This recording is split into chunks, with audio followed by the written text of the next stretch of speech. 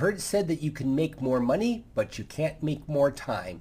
That's very true of being a business owner. Kevin Ware, your Action Business Coach. And I want to talk about mastering time as a business owner in your own business. We're going to go through 7 strategies that I believe if you implement these will dramatically improve how effectively you use time and therefore go a long way in helping you make more money in your business. Let's get started. So the first one is we need to realize there is no such thing as time management. Think about this. If I took the batteries out of a clock, would time stop? Why, of course not. So why do we think that we can actually manage time? What we're actually managing is we're managing activity. Therefore, have an activity management thought process that you look at and going, okay, what can I do to take my activities and be better at what I do managing time? Now, number 2 is you need to do an audit on how you use time. We really can't improve our time mastery as business owners until we actually do an audit. Now, how would you go about doing that? One of the things I recommend is that you take a piece of paper or a form, whatever works best for you, and you log on a 15-minute basis throughout your day how you're using time.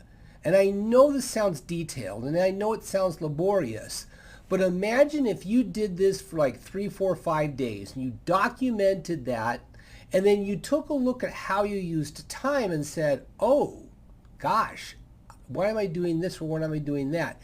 Here's the thing, a time audit creates awareness. If you're not aware of how you use time, how can you change it?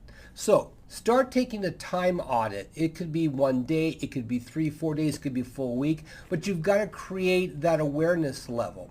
Now, once you've done that, number 3 is you need to put a cost to every activity that you could delegate out. So let's say, for example, that you spent an hour and a half sweeping floors in your business. Now, let's pretend then you ask yourself, okay, if somebody else did this task, how much would I pay them? Would I pay them $15 an hour, $18 an hour, etc.? So find out exactly every task you do, and if you did delegate that out, what would that look like? And then start asking yourself, what should I be doing task-wise on an hourly basis that makes a huge impact on your business? Does spending an hour and a half sweeping floors at $15 an hour make you money? No, it doesn't. You're probably needing to work at tasks that are $200, $300 hour tasks. Why are you doing tasks that don't make you money? So put that cost activity into everything that you could be delegating out. Now, the 4th thing on mastering time effectively in your business is put a time budget in place and measure how effective it is. Now, just like in financial mastery, you put a financial budget in place and then you measure how effective that budget is on a monthly basis. You need to do that with time.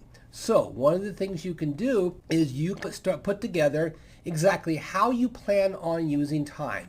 Schedule everything out on a daily basis. At the end of the day, then you take a look and said, how close did I achieve my time budget? A couple of things you're probably going to learn.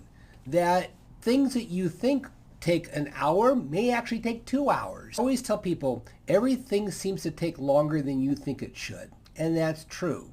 So take a look at how you schedule time, and is it realistic or is it not realistic?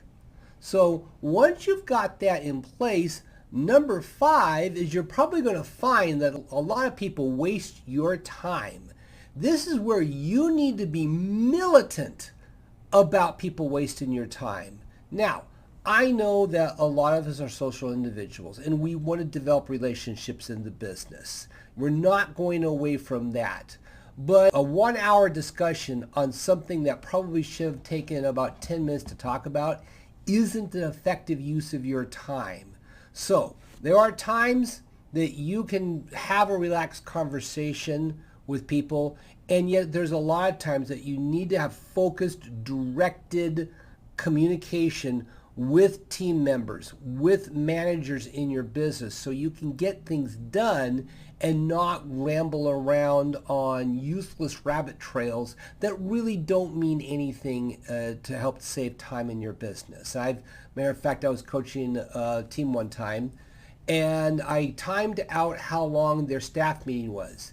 And their staff meeting was an hour and a half long. And you know how many things got decided in that meeting? One thing.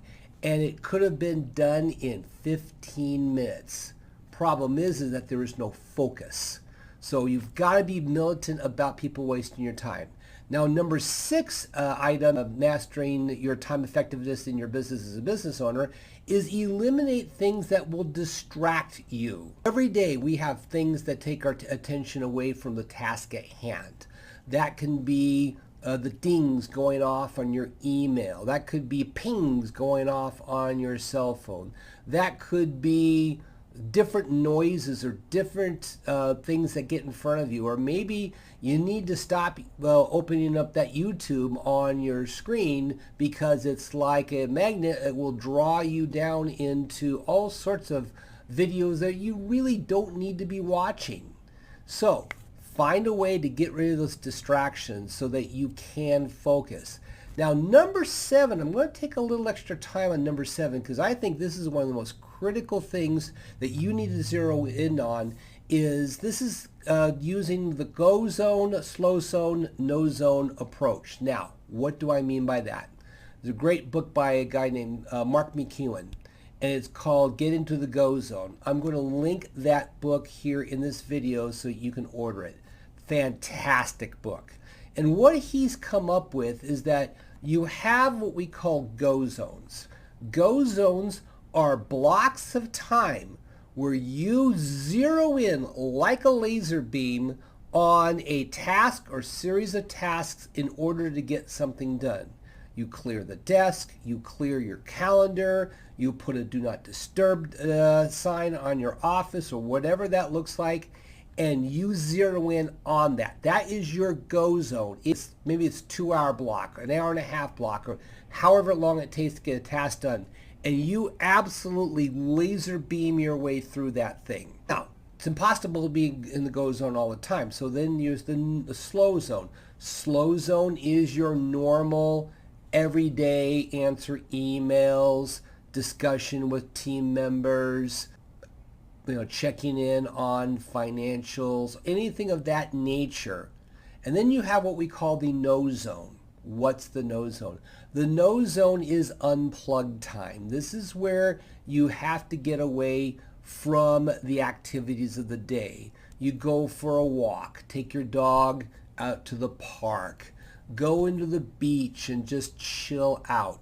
Keep away and just find a way to totally unplug yourself, because then you can get into recovery.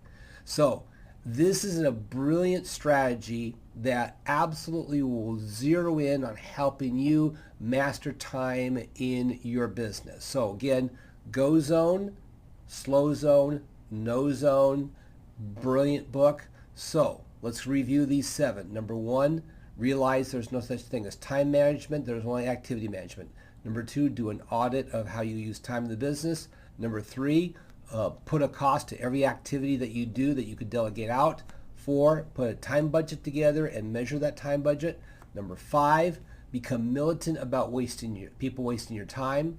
6 is eliminate things that will distract you from pings, dings, or whatever. And number 7, get into the go zone. Start using go zone, slow zone, no zone strategies so that you can master your time. Go out there, make it a great week, get your time mastered. You'll thank me for it.